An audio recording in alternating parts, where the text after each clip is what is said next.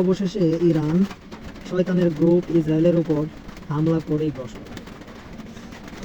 Hypersonic ক্ষেপণাস্ত্র প্রায় 400 ক্ষেপণাস্ত্র দিয়ে হামলা করেছে ইরান।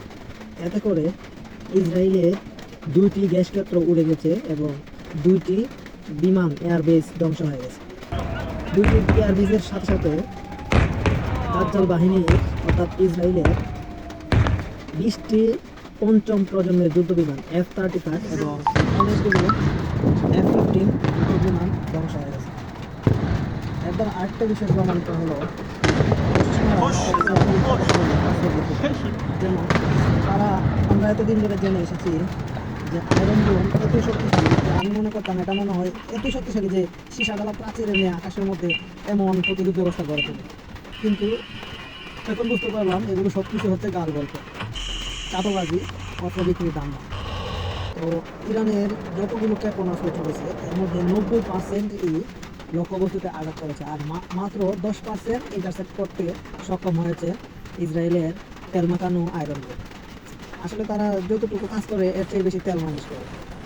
যাই হোক, এখন আমরা এতদিন বলাবলি করছিলাম যে ইরান মনে হয় ইসরায়েলের উপর হামলা করতেই পারে, কারণ ইরানের দুর্বলতা আছে অস্ত্র।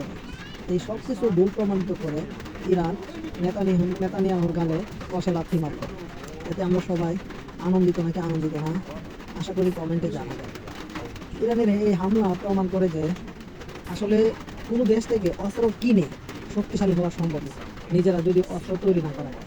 বাংলাদেশের উচিত, যেহেতু চতুর্দিক থেকে শত্রু দেশটিত বাংলাদেশ, তো অস্ত্র না কিনে অস্ত্র উৎপাদনের দিকে মনোযোগী হয়।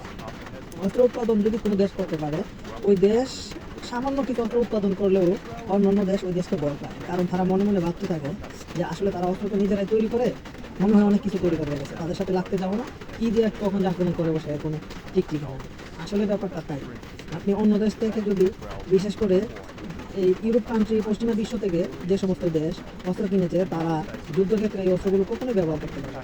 কারণ হচ্ছে, এরও একটা প্রমাণ পাওয়া গেছে কয়েকদিন আগে, যে দেখুন এই হিজবুল্লাহর হাতে যে ওয়াকিটকি এবং যোগাযোগ করার জন্য যে যন্ত্রপাতি ছিল, প্রত্যেকটা যন্ত্রপাতির ভিতরে চিপ বসিয়ে রেখেছিল ইসরায়েল।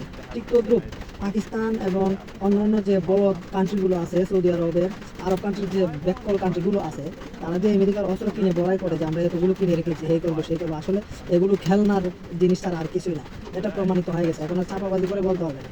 এটা প্রমাণিত হয়ে গেছে কিভাবে, দেখুন আরব ইসরায়েল যুদ্ধের সময়, অনেক বছর আগে যে আরব ইসরায়েল যুদ্ধ হয়েছিল, একটা যুদ্ধ বিমান আরব কান্ট্রির, এই জর্ডানের 4টা বা 5টা যুদ্ধ বিমান আকাশে উঠতে পেরেছিল, আর কোনো যুদ্ধ বিমানই আকাশে উড়া দেওয়ার আগেই এগুলো ট্যাঙ্ক ভেঙে গেছে, অর্থাৎ এগুলো ধ্বংস হয়ে গেছে। কীভাবে ধ্বংস হয়েছে? ওই যে চিপ বসিয়ে রাখে। তখন তো মুসলিম কান্ট্রির কোনো দেশ অস্ত্র উৎপাদন করতো না, সবগুলো পশ্চিমা কান্ট্রি থেকে কেনা ছিল। তো কেনা ছিল, এগুলোর মধ্যে জিপিএস ট্র্যাকিং করে রাখে আমেরিকা, আর ইসরায়েল এগুলো ব্লাস্ট করে দেওয়ার জন্য চিপ বসিয়ে রাখে, বিভিন্ন যন্ত্রাংশ বসিয়ে রাখে ইঞ্জিনের সাথে, যার কারণে এগুলো কখনোই যুদ্ধ করতে সক্ষম হয় না। কখন যে আরব কান্ট্রির বলদগুলো যে মানুষ হবে, সেটা আমার বুঝে আসে। আচ্ছা, এখন কথা হচ্ছে, পৃথিবীতে একমাত্র ইরানই আছে যারা ইসরায়েলকে রুখে দিতে পারে, তাদের আগ্রাসন থামিয়ে দিতে পারে। জাতিসংঘ বলেন আর অন্যান্য দেশ বলেন, কোনো দেশ, সবাই শুধু চাপাবাজিয়া।